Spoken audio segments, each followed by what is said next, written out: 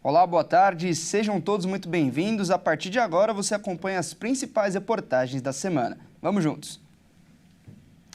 E olha só, um estudo aponta que 29% da população brasileira são analfabetos funcionais, o que representa 3 a cada 10 pessoas no país. 3 a cada 10 brasileiros entre 15 e 64 anos ou não sabem ler e escrever ou sabem muito pouco. O grupo de analfabetos funcionais corresponde a 29% da população, o mesmo percentual de 2018.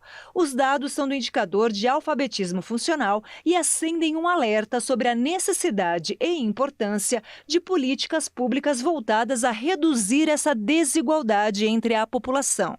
Entre os jovens, o analfabetismo funcional, que representa a dificuldade de compreender textos simples, aumentou. Em 2018, 14% dos jovens de 15 a 29 anos estavam nessa condição. Em 2024, esse índice subiu para 16%. Segundo especialistas, o aumento pode ter ocorrido por conta da pandemia, período em que as escolas fecharam e muitos jovens ficaram sem aula. A pesquisa mostra que, mesmo entre as pessoas que estão trabalhando, a alfabetização é um problema. 27% dos trabalhadores do país são analfabetos funcionais. Até mesmo entre as pessoas com ensino superior, o índice é de 12%. Os dados apontam a necessidade de políticas públicas para garantir maior igualdade entre a população. O indicador de alfabetismo funcional voltou a ser realizado depois de 6 anos de interrupção, com mais de 2.500 participantes de 15 a 64 anos entre dezembro de 2024 e fevereiro de 2025 em todo o país. E quem mora de aluguel e tiver que renovar o contrato deve pagar mais caro. Isso porque o índice mais usado para reajustar os aluguéis no Brasil subiu mais de 8% nos últimos 12 meses. A alta do dólar e as tarifas americanas são os principais motivos desse aumento. O IGPM, Índice Geral de Preços, Mercado, também conhecido como um dos índices mais usados no reajuste dos aluguéis, subiu mais de 8% nos últimos 12 meses. Essa alta foi prejudicial para diversos brasileiros. Especialistas acreditam na saída de trocar o índice de reajuste, usando o índice de preços ao consumidor amplo, o IPCA, já que o efeito do câmbio é menor, ou, caso o contrato já seja com o IGPM, tentar negociar para o reajuste ser menor. A variação no valor da locação foi vista em 34 das 35 cidades monitoradas pela pesquisa, que acompanha o preço médio em anúncios na internet. Os imóveis que possuem 4 ou mais dormitórios apresentaram valorização de 1,58%, em contraste com o avanço de 1,02% das unidades com um dormitório. Em média, o preço do aluguel foi de R$ 47,47 por metro quadrado no país. Entre as localidades, a cidade de São Paulo liderou a pesquisa como a mais cara, seguida por Recife e Belém. A Petrobras anunciou a redução de 16 centavos no litro do diesel para as distribuidoras. O preço médio passa a ser de R$ 3,27 por litro. O preço médio do diesel A passará a ser de R$ 3,27 por litro, uma queda de 16 centavos. Já para o diesel B, o preço passa a ser R$ 2,81 o litro, uma redução de 14 centavos. As quedas no preço do petróleo no mercado internacional têm levado às reduções no preço do diesel no Brasil. Outras 2 reduções foram anunciadas neste ano, em 31 de março e em 17 de abril. Segundo a Petrobras, os preços do diesel para as distribuidoras caíram R$ 1,22 por litro desde dezembro de 2022, uma redução de 27%. Os demais combustíveis não foram alterados. A disputa comercial desencadeada pelas tarifas anunciadas pelo presidente dos Estados Unidos, Donald Trump, está levando à redução nas estimativas de demanda global por petróleo e à queda no preço do barril. Como a grande maioria dos produtos no Brasil é transportada por caminhões, a redução no valor do diesel pode ter efeito indireto na inflação, que é uma preocupação do governo de Lula.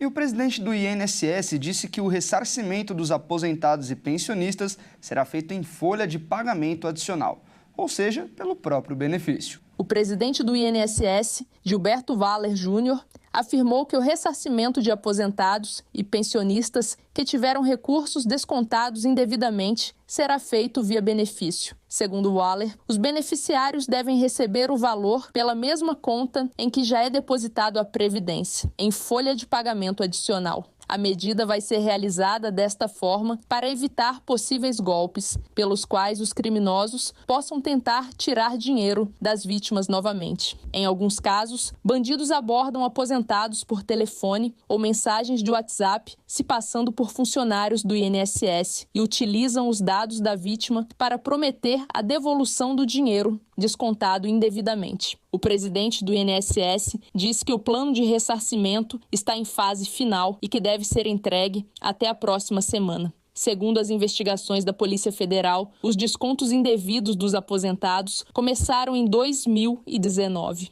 Mas há casos que os beneficiários dizem ter sido lesados antes mesmo desse período. A estimativa é que o volume total de dinheiro descontado chegue a 6 bilhões e 300 milhões de reais. Ao todo, 33 entidades efetuaram descontos na folha de pagamento e 31 delas são suspeitas de fraudes.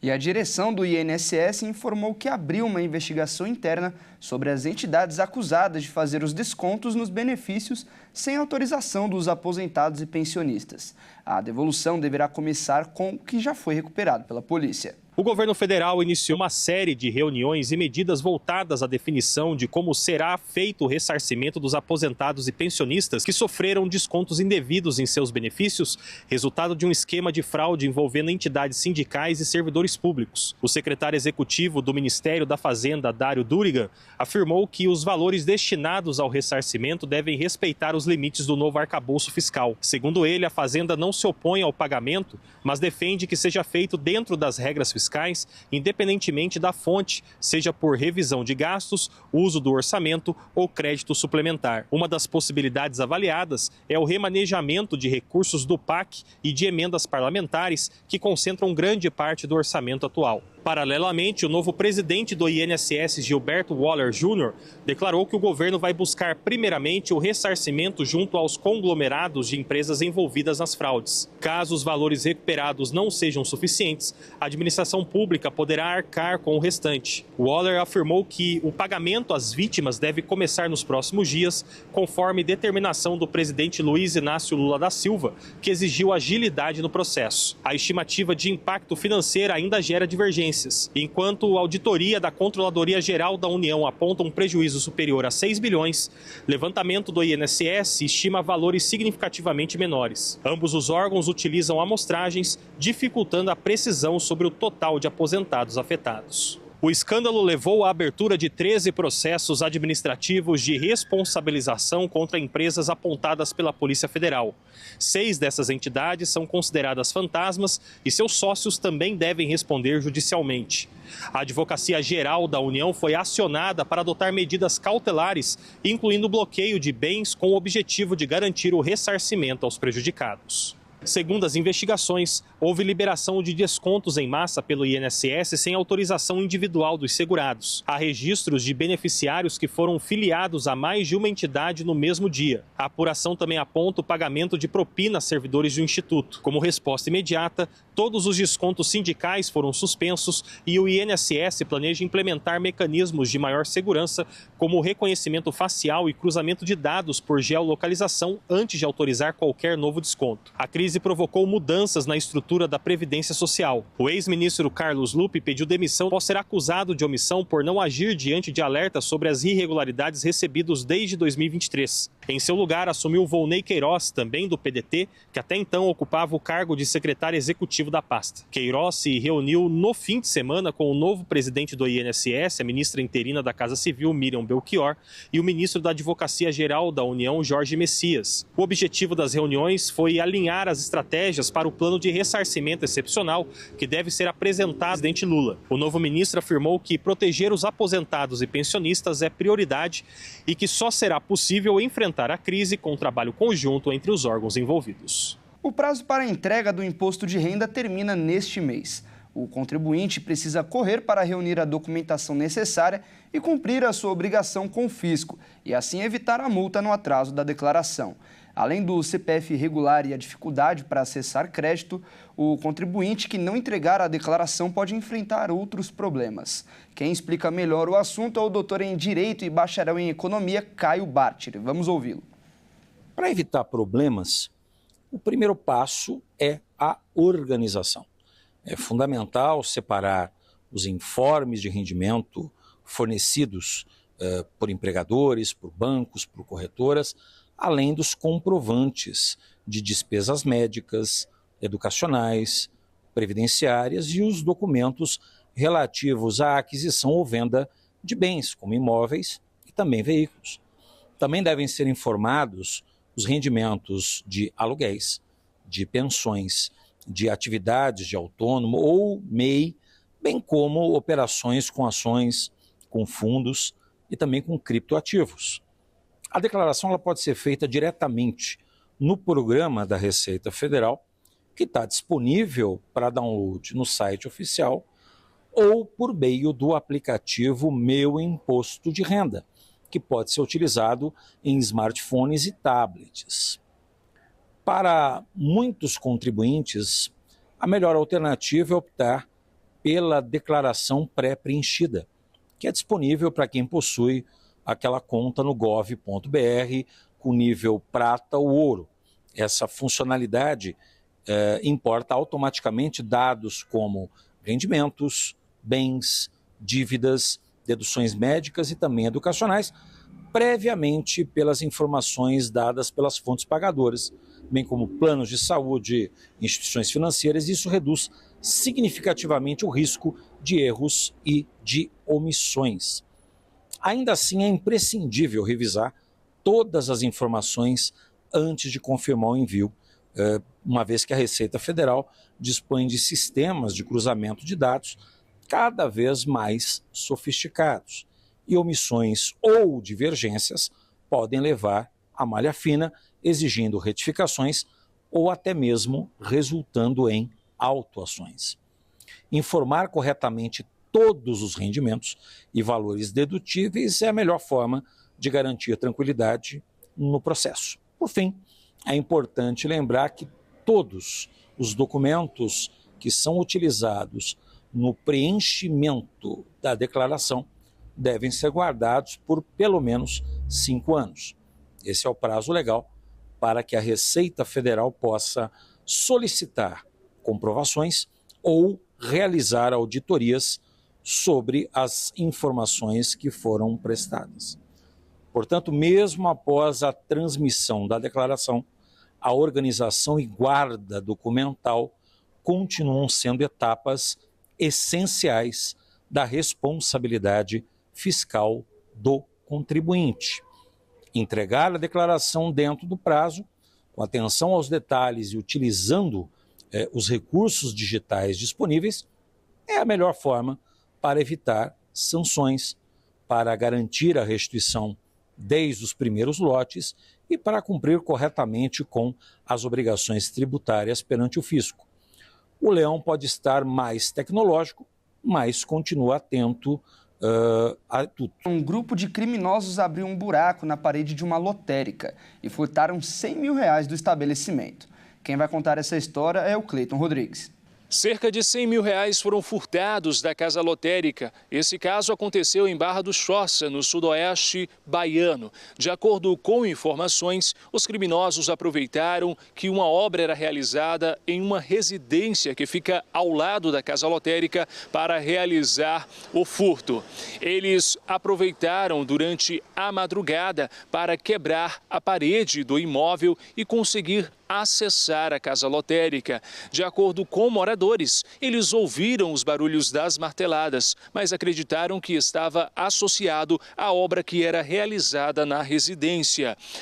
De acordo com informações ainda, pela parede do imóvel, os suspeitos acessaram a parede da lotérica e conseguiram entrar no local. Os criminosos abriram um buraco de cerca de 1 metro de diâmetro. Logo após entrarem na lotérica, eles ainda desativaram o alarme e também conseguiram roubar a câmera de segurança e o aparelho onde as imagens gravadas ficam armazenadas. Esse caso está sendo investigado pela Polícia Civil.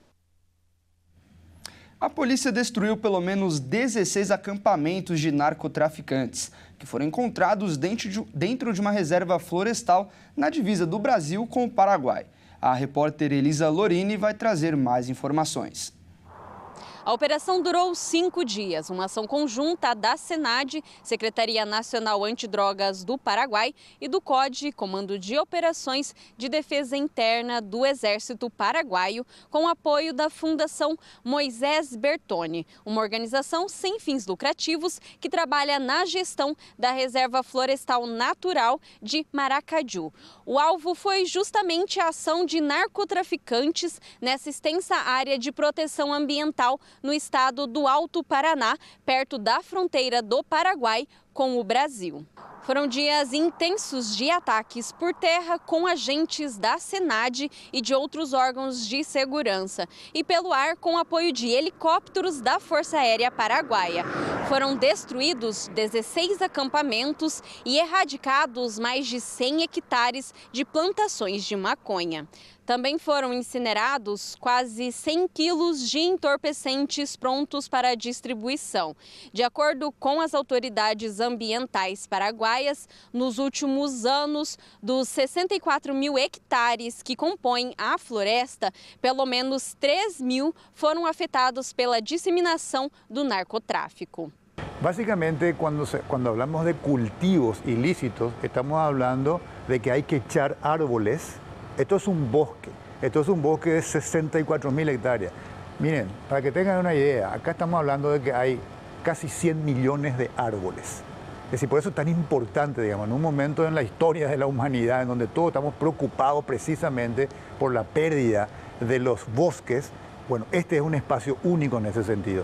Y cuando hablamos de plantaciones ilegales, estamos hablando de gente que entra a cortar, a echar estos árboles, árboles de 40 metros, árboles que tienen 150 años, echar para generar un espacio en donde se hacen las plantaciones. Eso es lo que afecta básicamente y esto viene creciendo lastimosamente dentro de la reserva. A operação resultou na retirada de circulação de 330 mil quilos de maconha, o que representa um prejuízo econômico para as organizações criminosas de pelo menos 57 milhões de reais. Grande parte da droga apreendida em plantações de maconha no Paraguai tem como destino o mercado brasileiro. E você vai ver a seguir. Brasil sobe 5 posições no ranking global do Índice de Desenvolvimento Humano. E ainda, com o futebol abaixo do esperado, São Paulo é o único time invicto no Campeonato Brasileiro. Nós voltamos já.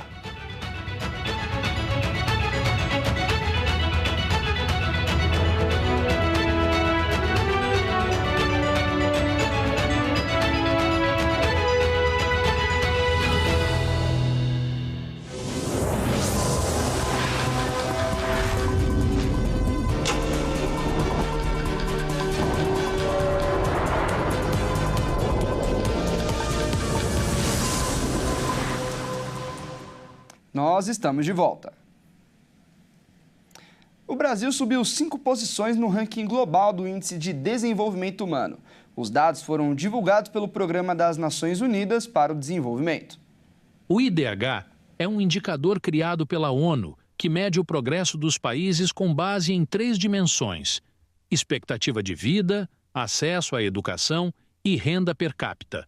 A pontuação do Brasil subiu para 0,786, em uma escala que vai de 0 a 1. Em 2022, o país obteve um IDH de 0,760. Quanto mais próximo de 1, maior o desenvolvimento humano. Segundo o relatório, a melhoria do Brasil se deve principalmente ao aumento da renda nacional bruta per capita e à recuperação nos indicadores de saúde, com a expectativa de vida voltando a crescer após os impactos da pandemia de Covid-19. Apesar do avanço, o desempenho na área de educação continua estagnado. O tempo médio de estudo da população permanece abaixo da média dos países com IDH alto, o que ajuda a explicar por que o país ainda não figura entre os mais bem colocados do mundo. Os números de mortes por dengue despencaram nos primeiros 4 meses do ano em relação ao ano passado. De acordo com os dados do Ministério da Saúde, até o fim do mês de abril foram registrados 5 vezes menos óbitos pela doença neste ano. O Ministério da Saúde informou que até 26 de abril deste ano foram registradas 791 mortes por dengue no país. O número é quase 5 vezes menor que o registrado no mesmo período de 2024, quando 3.797 pessoas morreram da doença. Os casos prováveis de dengue também apresentaram queda, saindo de mais de 4 milhões para 1 milhão e 100 mil suspeitas até o final de abril. Segundo a pasta, a redução é resultado de ações do governo, com foco na prevenção, controle vetorial, assistência à saúde, comunicação e uso de novas tecnologias. O Ministério reforçou a capacitação de profissionais e o apoio a estados e municípios, além de ampliar da vacinação e a preparação da rede de assistência. No ano passado, o Brasil bateu os recordes de números de mortes e de casos por dengue. Entre janeiro e dezembro, foram registradas mais de 6.200 mortes causadas por dengue. Foram mais de 6,5 milhões de casos prováveis da doença, mais de 4 vezes o número registrado em 2023. O pico da contaminação foi em março, de forma antecipada, e chegou a mais de 1.700.000 casos. A maior quantidade de mortes foi registrada no mês de maio do ano passado, com 1.344 óbitos. Uma pesquisa realizada pelo SUS mostra que as mortes evitáveis voltaram a crescer no país, que são os casos que poderiam ser prevenidos. Vamos ver com o Alexandre Cardoso quais são os principais. 7 em cada 10 brasileiros dependem do SUS, o Sistema Único de Saúde, para se tratar, que é o atendimento público. E muitos problemas que levam à internação e até mesmo à morte poderiam ser evitados. Vamos ver agora quais são eles. Entre as principais causas de mortes evitáveis no Brasil estão as doenças infectoparasitárias e neoplásias. Elas são causadas principalmente pela falta de uma rede de saneamento básico adequada no país. Muitas famílias não têm acesso a uma rede de água e esgoto tratado. Em seguida, aparecem doenças do aparelho circulatório, que são os problemas que afetam os vasos sanguíneos e o coração. Essas são impulsionadas principalmente pelos maus hábitos da vida da população. Na sequência da lista estão as doenças respiratórias, em especial a asma e a doença pulmonar obstrutiva crônica. Elas estão ligadas principalmente às mudanças de temperatura e à falta de cuidados preventivos. E por fim, o último grupo é das causas externas, que incluem acidentes de trânsito e casos de violência, cuja prevenção depende muito de políticas de segurança pública. Esses 4 motivos causam a perda de milhares de vidas todos os anos no país e muito sofrimento, que poderia ser evitado. E a chegada do frio acendeu um alerta no Rio Grande do Sul sobre o perigo das doenças respiratórias. As mortes por esse problema aumentaram 40%. Vamos ver mais detalhes com a repórter Kátia Fantin. As doenças de inverno preocupam o alerta para doenças respiratórias em Porto Alegre. Desde janeiro, a capital gaúcha registrou mais de 500 internações por casos respiratórios. Mas um dado assusta ainda mais. Foram 31 mortes nos primeiros 4 meses, enquanto que nesse mesmo período do ano passado foram registrados 22 óbitos, um aumento de cerca de 40%. Segundo o boletim da Fiocruz, Porto Alegre está entre as 14 capitais com tendência de crescimento das síndromes respiratórias agudas graves a longo prazo. Nas emergências e pronto atendimentos, as doenças respiratórias estão sendo a principal causa de procura. Por isso, fica aqui o alerta para a importância de manter o calendário vacinal em dia, especialmente com essa troca de temperaturas. Quem tiver sintomas leves de gripe deve procurar as unidades básicas de saúde que estão funcionando com horários estendidos. No Rio de Janeiro, a terapia do riso se tornou lei. A terapia do riso deverá ser oferecida em hospitais e clínicas da cidade. A medida foi sancionada pelo prefeito Eduardo Paes. Usar o humor como ferramenta terapêutica visando promover o bem-estar emocional e psicológico de pacientes, também conhecido como terapia do riso, passou a ser permitida de forma oficial em hospitais, clínicas de saúde e casas de repouso da rede pública municipal do Rio de Janeiro. A medida foi aprovada na Câmara Municipal do Rio e sancionada nesta segunda-feira pelo prefeito Eduardo Paes. O documento prevê o dever da Prefeitura de assegurar que atividades da terapia do riso, também conhecida como risoterapia, sejam realizadas de forma contínua e com qualidade nas unidades públicas de saúde. Para realizar o método dentro dos hospitais e unidades de saúde, os grupos que participarão do projeto deverão, entre outras coisas, apresentar documentação que comprove capacitação e experiência na área. Para garantir que o serviço seja oferecido, a Prefeitura pode ainda firmar convênios ou parcerias com órgãos federais, estaduais e de outros municípios, além de entidades privadas. Com a aprovação, o Rio de Janeiro entra para a lista de cidades que adotaram o método. Algumas delas já chegaram a registrar resultados positivos. Em São Paulo, por exemplo, o projeto Doutores da Alegria, que atua desde 1991, sendo pioneiro na inclusão de palhaços profissionais em hospitais para interagir com crianças internadas, demonstrou efeitos positivos na recuperação dos pacientes, na humanização do ambiente hospitalar e na melhoria do clima organizacional. E olha só essa história, um idoso morreu e deixou mais de 80 gatos na casa onde ele morava. Os vizinhos agora estão se mobilizando para alimentar os animais e também encontrar pessoas que querem adotá-los. A gente constantemente fala sobre animais aqui no Redação HIT e hoje não vai ser diferente, porque um caso está chamando bastante atenção aqui em Santa Catarina. Um senhor de 72 anos faleceu um pouquinho antes da Páscoa. Ele era viúvo, tem uma filha, mas que mora fora do Brasil, não tem parentes próximos, mas ele era tutor de 80 gatos. Isso mesmo, 80 animais que estavam na sua propriedade. Agora não tem para onde ir.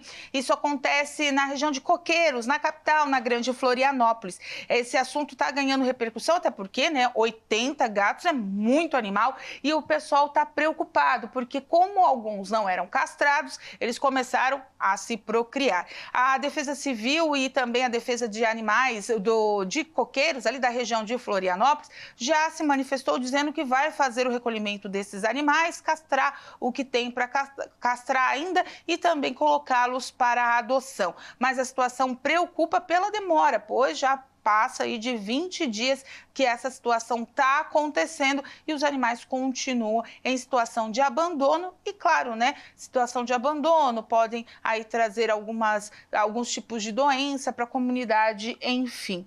Tudo isso, então, em Santa Catarina está acontecendo. O que chama a atenção nesse caso é que já tinham os 80 animais lá, então as associações, as defesas dos animais não estavam observando essa situação anteriormente. Os vizinhos estão fazendo mutirões para fazer a alimentação desses animais, enquanto a situação não se normalize ou então não seja finalizada. Se você é da região de Coqueiros, tá vendo, a gente quer adotar um desses animais, eles estão à disposição. O caso está ganhando bastante repercussão por isso. E você que gosta dos animais, tem que ter aí a cautela e o cuidado para mantê-los sempre em ordem, organizados e, é claro, com plena saúde. Vamos agora às notícias internacionais. O governo de Donald Trump anunciou um programa que vai pagar $1.000 para as pessoas que moram ilegalmente nos Estados Unidos. E tudo o que elas precisam fazer é deixar o país de forma voluntária. O governo do presidente dos Estados Unidos, Donald Trump, anunciou o pagamento de $1.000 para os migrantes que usarem o aplicativo do governo para se autodeportarem. Essa quantia equivale a R$ 5.673. Também foi anunciada uma assistência de viagem aos migrantes. O Departamento de Segurança Interna lançou o aplicativo CBP Home para que comuniquem aos Estados Unidos a sua intenção de deixar o país.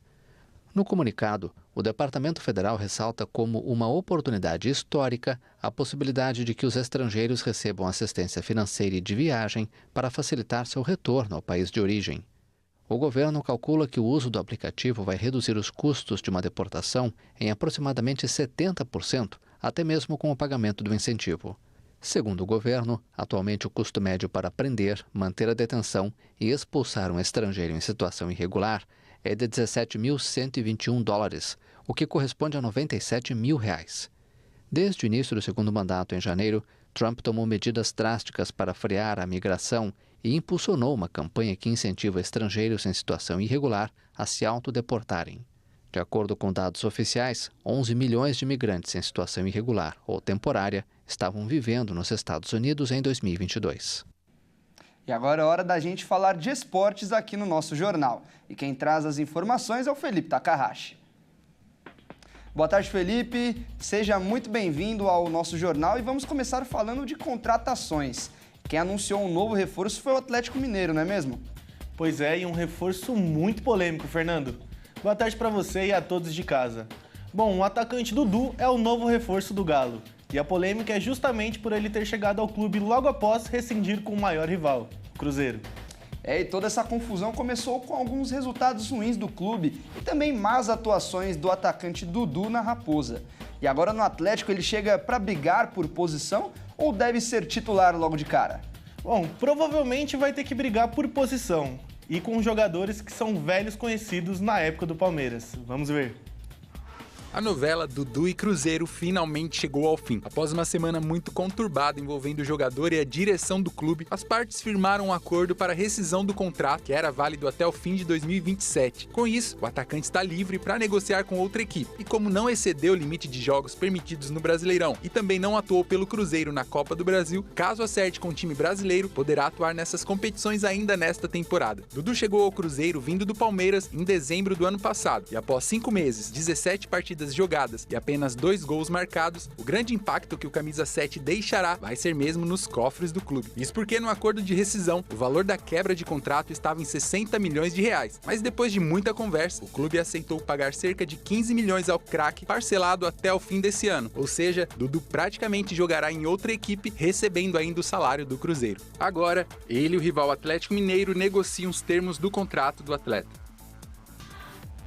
Bom, e desejamos boa sorte ao Dudu em seu novo clube, que ele reencontre o seu bom futebol por lá.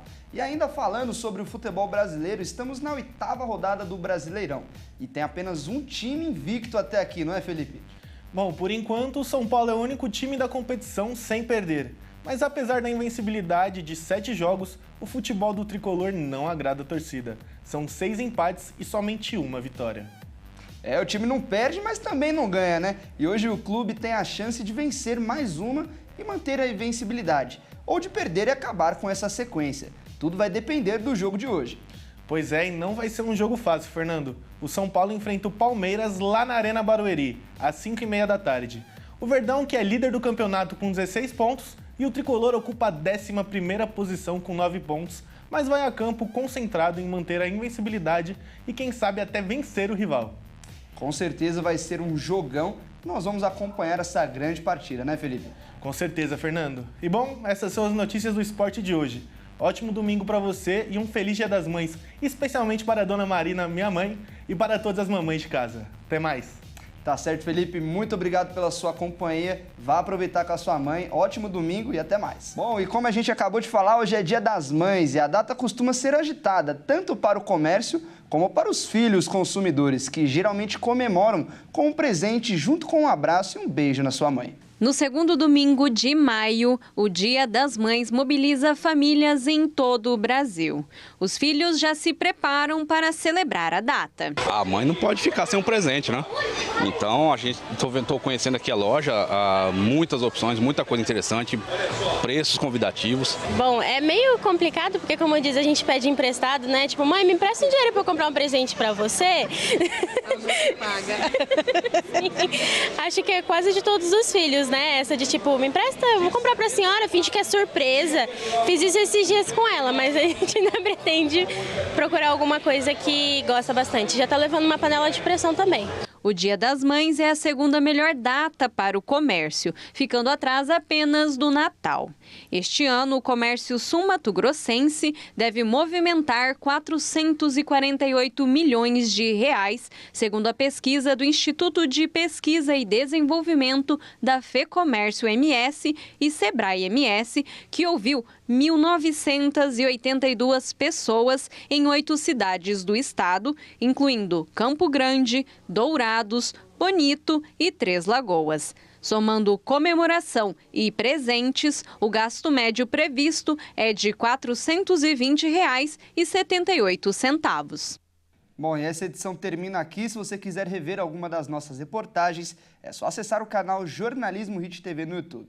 Muito obrigado pela sua companhia e um ótimo, feliz Dia das Mães a todas as mamães que nos assistem. Até mais!